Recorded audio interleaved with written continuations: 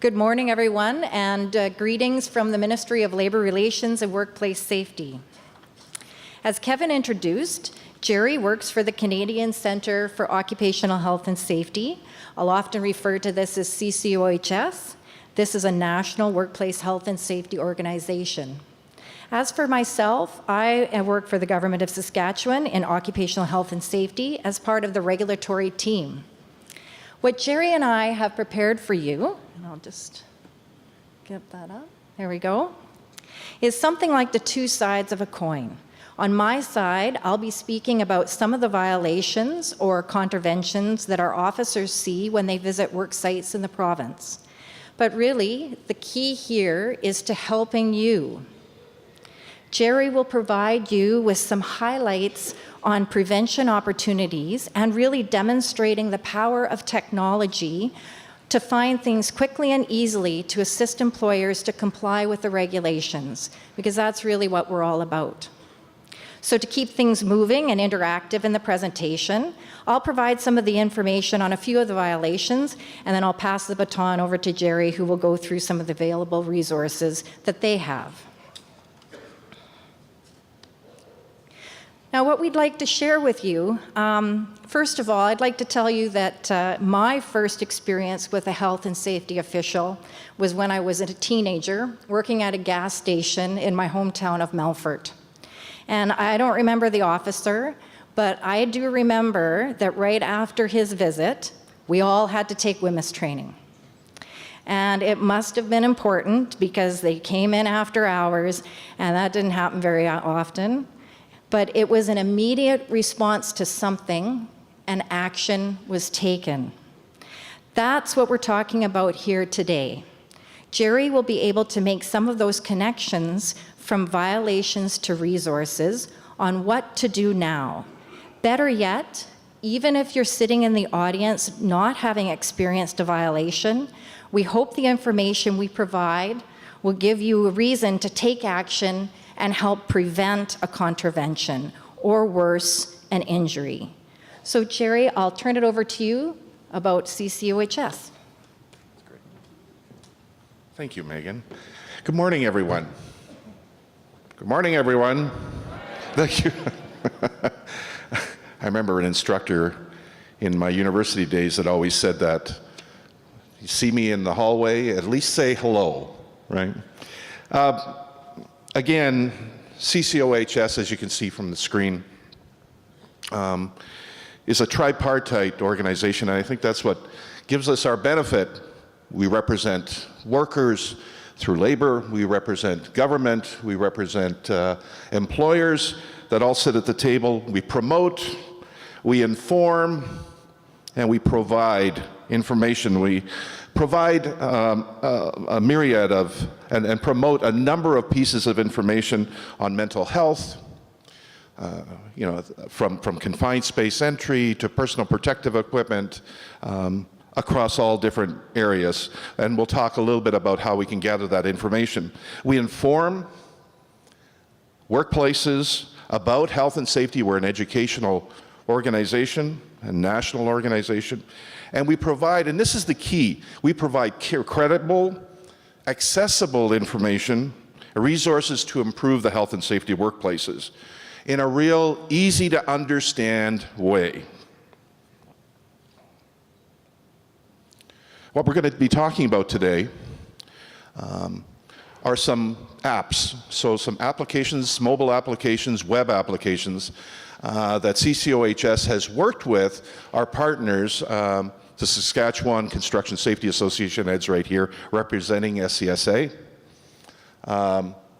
And one that we've developed a few years ago that have been updating, called the CCOHS OSH Health and Safety Answers app. So the OHS app is a culmination of questions that Canadian workplaces have asked us, and we've been maintaining them and updating them. We have a whole team of researchers that update this information for us. So we'll talk a little bit about how you can download that information, how you can search for information that's relevant to you, and using these three areas in these apps, the legislation that tells you why you need to do it, the summaries that help us to kind of better understand it, and the resources to support it.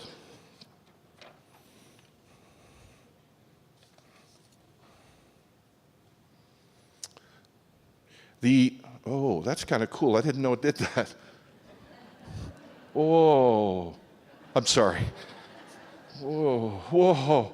Okay. I'm easily amused.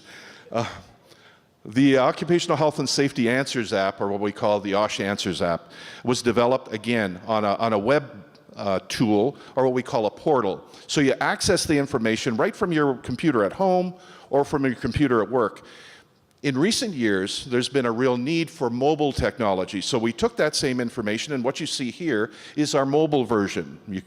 And as you can see, you can go to Google, you can go to the Apple Store, and download that particular app for free. That's the way we can ensure that no one can say, well, I don't have access to the information, it's too expensive. We provide it for free. Anywhere in the world, and a number of people have accessed this information. So you can see things like Bill C-45 and the government departments talks a little bit about due diligence. There's different sections within that. CCOHS, as I mentioned a few minutes ago, has worked with the Saskatchewan Construction Safety Association to develop their app, Your Guide to Construction Health and Safety Legislation. And at the end, we're hoping that Ed will be able to tell us a little more about their experience in it, but we've been working across the country to develop this easy to understand, clear language, but yet vetted and evidence-based information that you can use for your own workplace. This is an example of what happens and was developed for the construction industry, but it really applies for, like some of the reps were saying downstairs, a ladder is a ladder. It doesn't matter, whether you're using it for construction or whether you're using it for industrial. It all has the same, the maintenance is the same, the use is the same. Here's an example of when you load it. This is the way the construction of the app looks. It has, I don't know how many topics, Ed, is it 20 or 30 topics that are available for access on all of these different areas. So we'll be talking a little bit about it and kind of coordinating with Megan with what's happened in Saskatchewan with where you can get this kind of information through the construction app or the CCOHS Answers app. So we wanted to use something specific that was here in the province of Saskatchewan, but also a more generic CCOHS Answers app that would be available to you.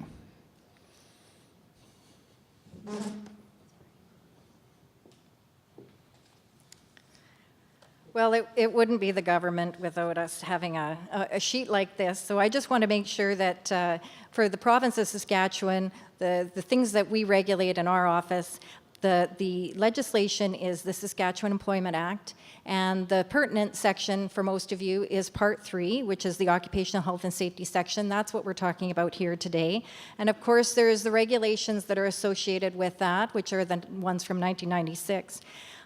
The key here is that the official version of legislation comes from the government. So if you're looking for the actual resource, the best access to that information is the Publication Center. So you can go online and get a copy there. The other thing I just wanted to mention quickly, just a little bit about the Occupational Health and Safety Division, is that our minister appoints officers to enforce the legislation. That's what we're all about. A few of them have the authority to give tickets. These are summary offense tickets. We call them SOTs. So in the presentation, I've got a few that are denoted, so you'll see which ones those align with. But officers have the right to enter your business, to conduct an inspection, and you will always be provided with some sort of document for that visit. It might be an officer's report, compliance undertaking, notice of contravention, a ticket. But these are the violations that we're talking about here today, those compliance undertaking and notice of contravention. And like I said, I'll mention when there are SOTs associated with them.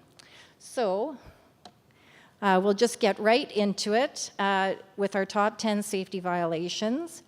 So number 10 is the establishment of an OHS committee. OHCs are a real fundamental piece of the workplace responsibility system. It's the right to participate in health and safety activities. The other two rights are the right to know and the right to refuse. And those are fundamental to our business. So if you have 10 workers or more, you have to have a committee. The number 9 violation we see is the duty to employer to provide information. So this one is, again, it's about having a copy of the Act and regulations readily accessible. To us, that means readily available to anyone, anytime. And also a part of this regulation is, this is also part of the right to know. And so we take it seriously. And that certain information, part of this regulation is information may be posted. And so it even speaks to a bulletin board. So you might see those OHS bulletin boards around. That's part of compliance. Number 8 here on our top 10 is about footwear. So we're talking about footwear that is appropriate to the risks associated with the worker's occupation. And this one is starred because there is an SOT associated with it, a ticket, and this one's about the personal protective equipment. So you may not only be issued a contravention, sometimes there'll be a ticket associated with that, if that's one of the officers that come out, and if they think it's worthy, or you're in that place for it being an appropriate type of enforcement.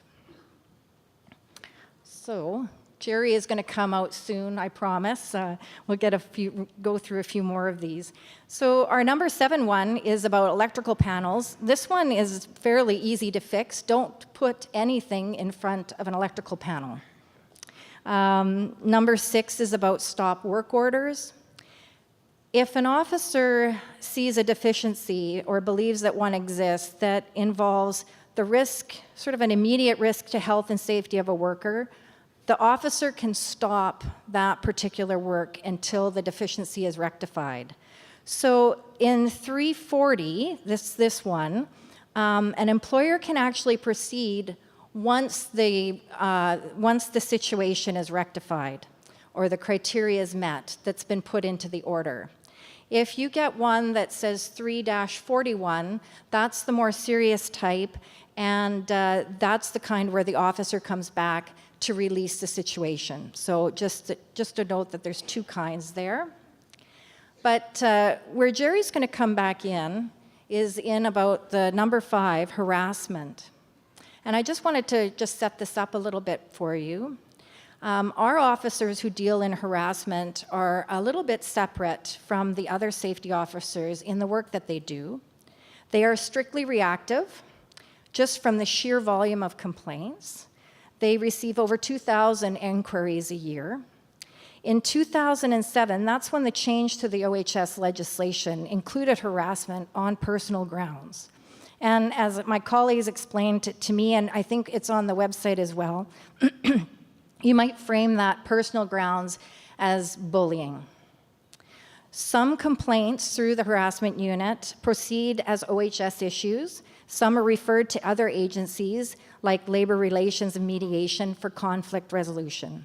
So let's turn this over to Jerry and see what he has for some help on this. Thanks, Megan. I take this as a unique opportunity.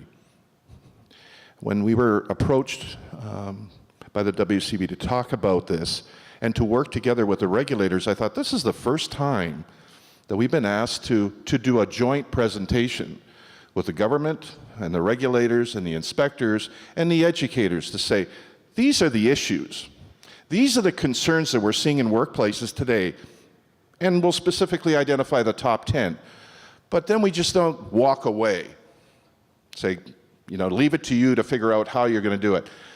The intent behind this presentation is to give you these tools to show you that if in fact harassment is one of the issues that workplaces are experiencing, and we know it is, Here's an example of an app that can provide every worker, every health and safety committee member, every supervisor information at the ready to inform them about what happens in Saskatchewan specifically, what the expectations are. So what you see here is the Saskatchewan, SCSA app, but it's divided into three components. The center component is the ledge, we call it, the legislation, that says, the typical first question is, who says I have to do this? Where does it say I'm responsible to comply? That's why the legislation is dead center. So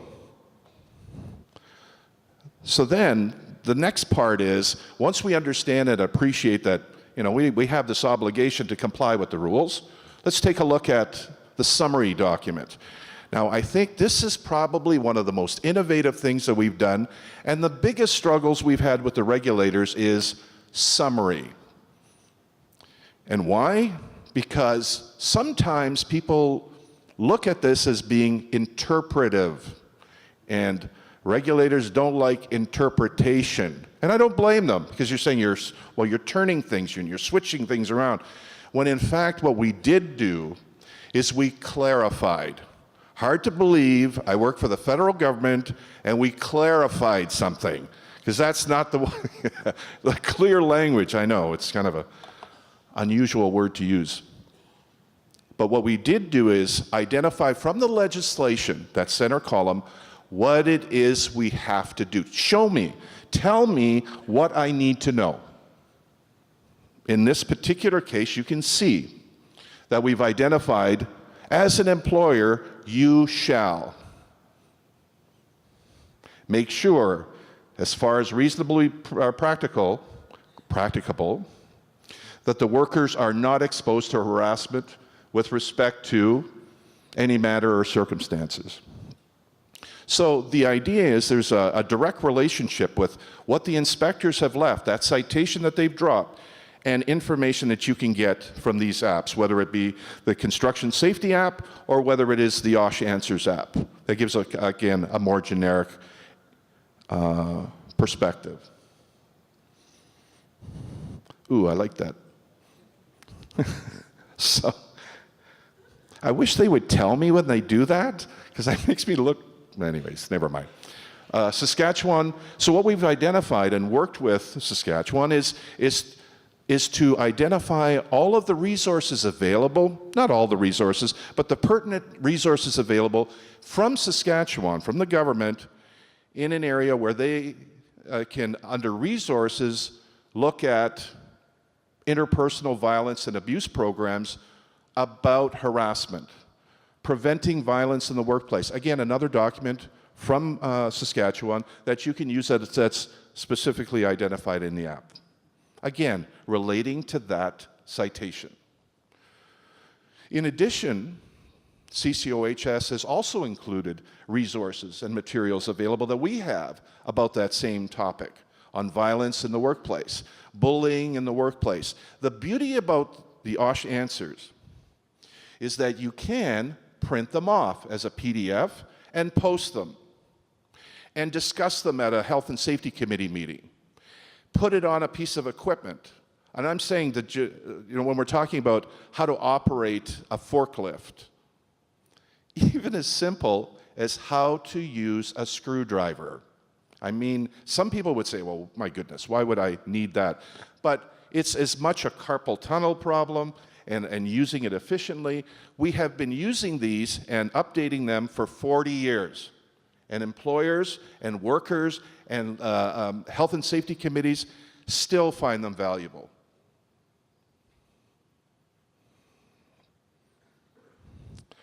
We also have fact sheets. And these fact sheets are sort of a summary document that you can read about violence in the workplace in this particular case. And it's available on our website at ccohs.ca. It's available through the OSH Answers fact sheet app. So the information is readily available, regionally and nationally. So take advantage of it. You'll see the the web address at the bottom of the screen that tells you where you can find this particular fact sheet. And again, you can download it and make it available, discuss it amongst yourselves. And I'll send it back to Megan.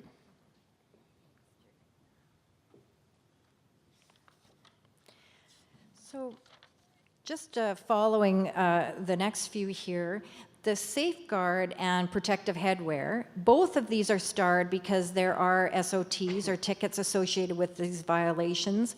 Like I said, that doesn't mean that an officer will ticket someone straight out if he sees you are not wearing your hard hat, because not all officers can issue tickets and it may not be the appropriate thing to do at the time. We generally try to give an employer and employee the opportunity to comply before we go out to ticketing.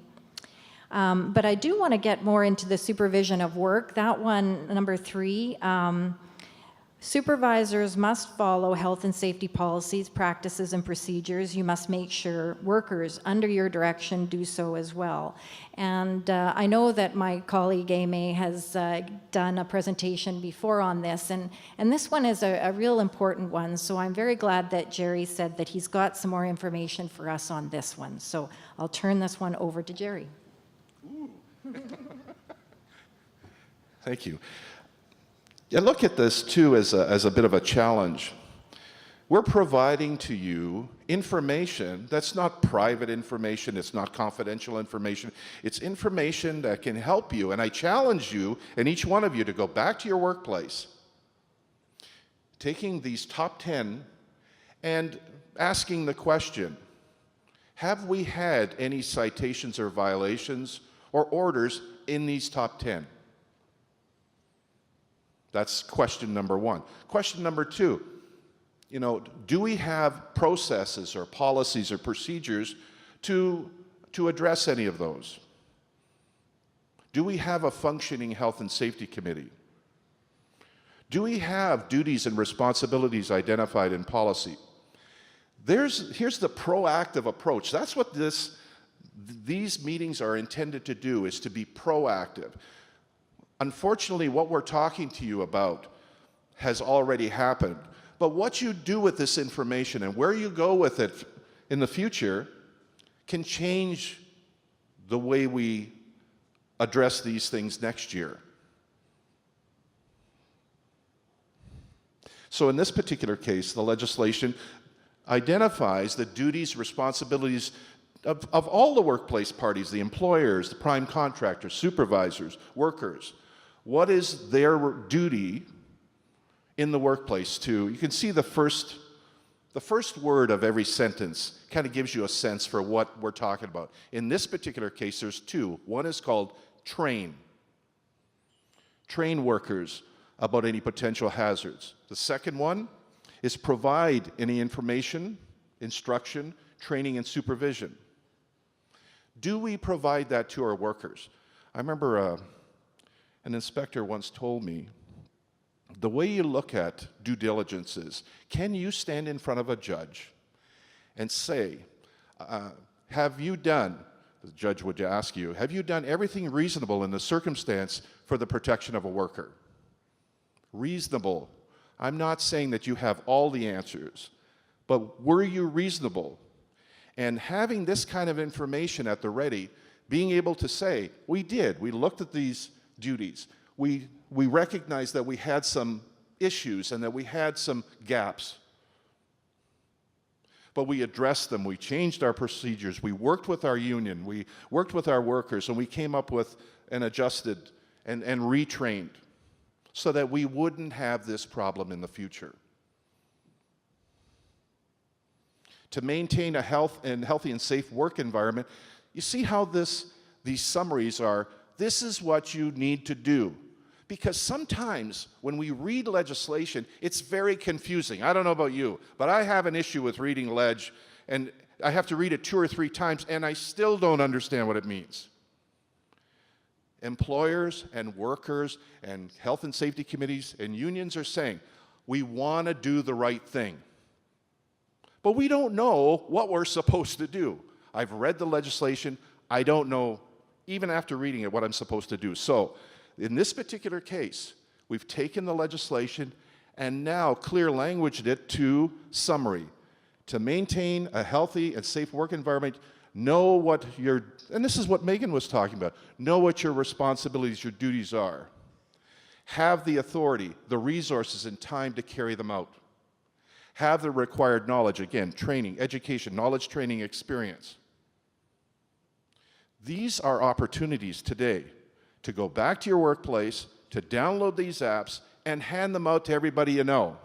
Show them where it is, because you can do that and bring it home and have family members review it. Maybe address issues of family and friends that may not be aware of it. This is not only work-related, but it's something that everybody needs to know.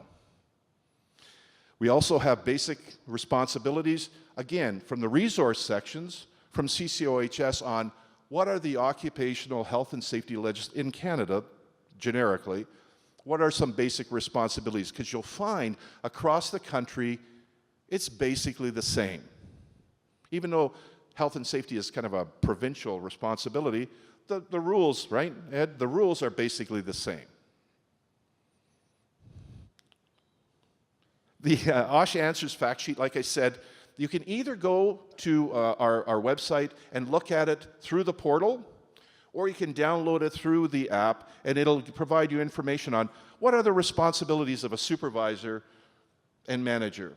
And they're identified here, and like I said, you can print them out, you can review them, especially if you're unsure of your own responsibilities as a lead hand, as a health and safety committee member, you know, and be able to kind of review those, or at least pose some questions. So we find these to be very, very informative, but more importantly, I think a lot of people don't know that these free services are available from, from these different organizations. You know, I'll send it back to Megan. I won't go far. So the last one, and of course, I don't think it would be any surprise, unfortunately, is the number one safety violation that we see is fall protection. And this one we often think in the construction industry, for sure, but it is actually anywhere that you have workers working at heights over 3 meters. So I think I'll pass this one over to Jerry to finish us off here. Thank you.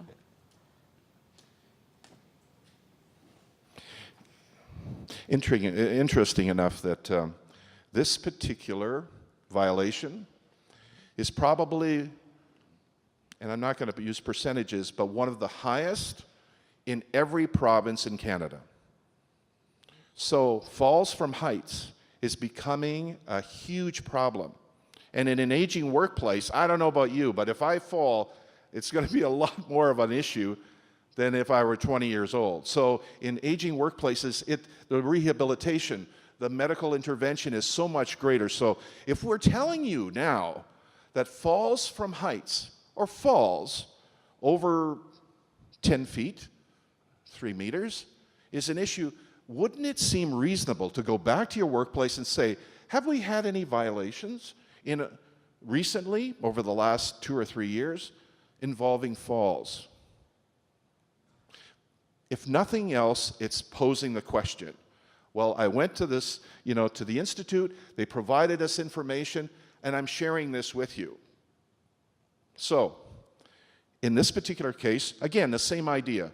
We have the legislation relating to falls, and responsibilities for falls and fall arrest systems. I'm not going to get into each one of those, but again, that information is available on what does the legislation say in Saskatchewan about fall arrest systems. I've received a citation, and the inspector said, here. Now what do I do? Well, here's what you do. You go and you start reading, and you start gathering information about it, maybe calling your safety association for some help, calling the Workers' Compensation Board, saying, where can I get this kind of information? So here's the first step. Remember, the legislation is first. Why do I have to do this?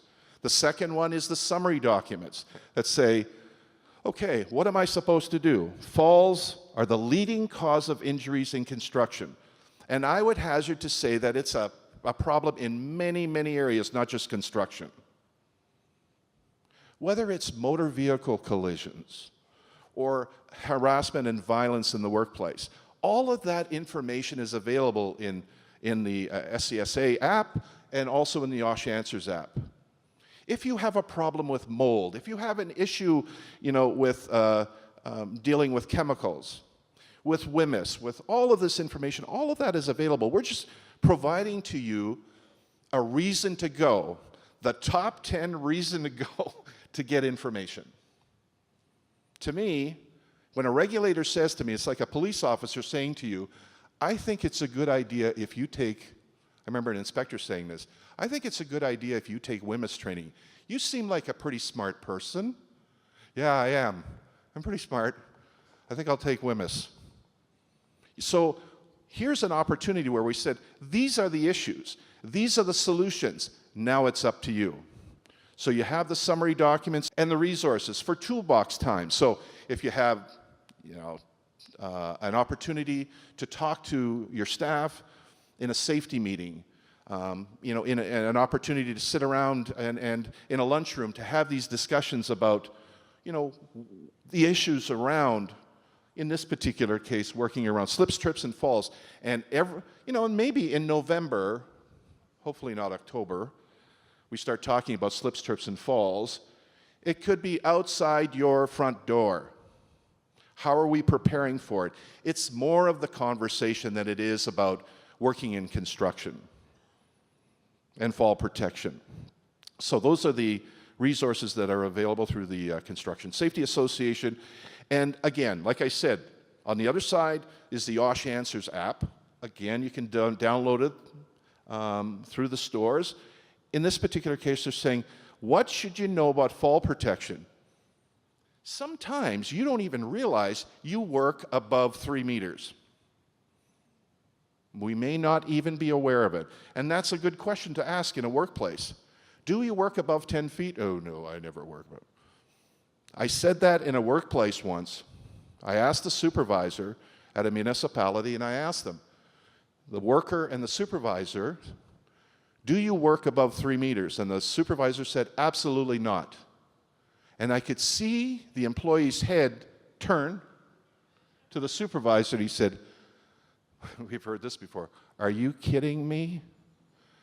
And he walked over to the window and he pointed at the water tower. And he said, who do you think takes readings once every 3 months at the top of that water tower? So, so it's a conversation to have when in fact maybe because we're busy and we have a lot of things to do, to talk about working at heights and where that can happen. And you may surprise yourself, and you may surprise your workplace. And another reason to come back here next year is because of this. So what we've done is in the presentation, just to make things easier for you, are the links to what we have. The Construction Safety Association app, our web tool, remember the portal I was saying, so you're at your computer, you can do this, but there's also the mobile version for Apple, which is iOS, or Android, which is available at the bottom of the sheet. So please take the opportunity to download these. They're free. I'm begging you, take the opportunity to try it. We've spent a lot of time, money, and effort to make these things freely available to you. Also, we have available, and some of you have come and talked to me downstairs in the trade show. Please do so again if you get a chance today. Make yourself available to come to see Ed and his group at the Construction Safety Association booth. They have a booth as well. But here's some cool fact sheets that we have available that you can download for free. That's a cool thing. If it's free, and we've had this discussion. I know I've talked with a few people about this. And George, we talked about this. We said, just because it's free doesn't mean it's cheap, right? When in fact, free is good. This information, we've spent a lot of time developing this. So please, download it, make a copy of it, talk about it at a Health and Safety Committee meeting. Again, this was one of the citations, wasn't it? The top one, effective health and safety committees. Because one of the violations, I think it was number 10, was about health and safety committees. So thank you, everyone. I appreciate your time.